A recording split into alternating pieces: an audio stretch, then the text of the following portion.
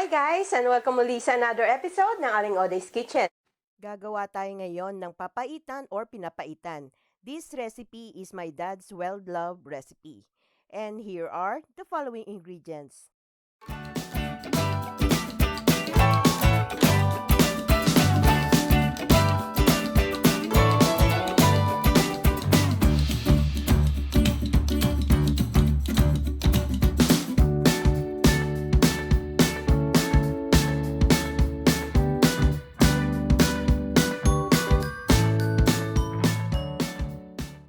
Ang ating first step, itong kalahating kilo ng tripe, nilinis natin itong maigi. Make sure na malinis ito bago natin ilagay dito sa ating pan.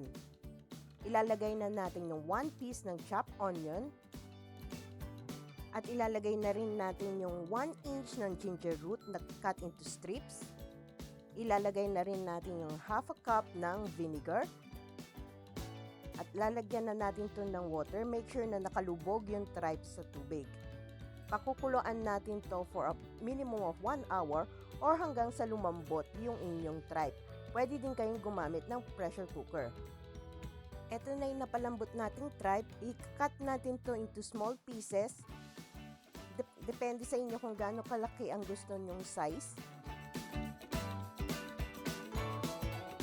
Dapat similar sizes ng inyong tripe.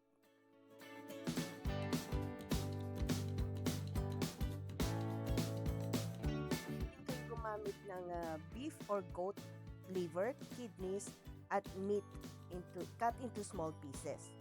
Hanggat maaari, kailangan na similar ang sizes ng ating pagkat. After natin itong mahiwa, isa-set aside lang natin.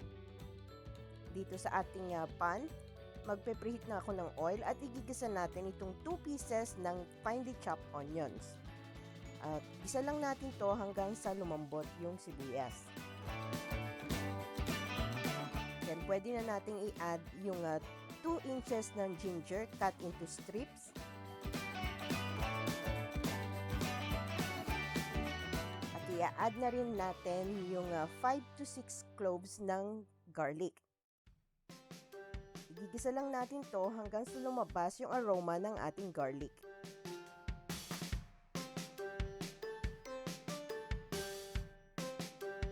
Gisang-gisa na yung ating onion and garlic, pwede na natin ilagay itong 1/4 kilogram ng beef or goat meat. And i-add na rin natin yung combination ng liver at kidneys. Continue lang natin ang paggisa for about 10 minutes. Itong papaitan recipe, hindi ito nawawala sa aming family tuwing may special occasion. Lagi itong niluluto ng daddy ko and he's from Calasiao, Pangasinan. So after 10 minutes, pwede na natin ilagay yung 1 cup ng vinegar. Hindi natin ito hahaluin, iintayin natin itong kumulo at hanggang mawala yung amoy ng vinegar. Ayan, hindi ko na naamoy yung vinegar after 10 minutes. Pwede na natin ilagay yung cooked tripe. And haluin lang natin to.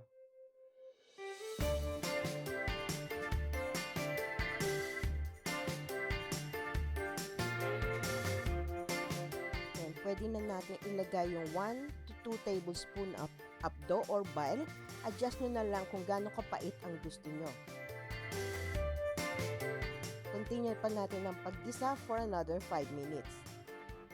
Usually, ang daddy ko, pag gusto niya itong may papaitan, isinisave niya ito sa small pot na wala pang soup. So, kung kailan lang niya gustong kainin, lalagyan lang niya ng water, tsaka niya pakukuluan. So, meron siyang ready-made papaitan. Then, we can add 5 to 6 cups ng water. Depende kung gaano sabaw ang gusto nyo. At pwede na rin natin ilagay yung siling haba or siling labuyo. Tatakpan lang natin to at isi-simmer natin to on medium heat for 30 minutes. After 30 minutes, pwede na natin itong timplehan ng salt to taste. Adjust nyo na lang according to your taste and pepper to taste. Haluin lang natin to and we will simmer this for another 2 minutes. And then this one is ready for serving. Pwede na natin tong i-switch off.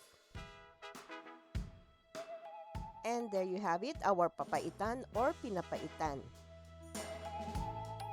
Please don't forget to subscribe and hit that bell button para lagi kayong updated tuwing mag-upload ako ng videos.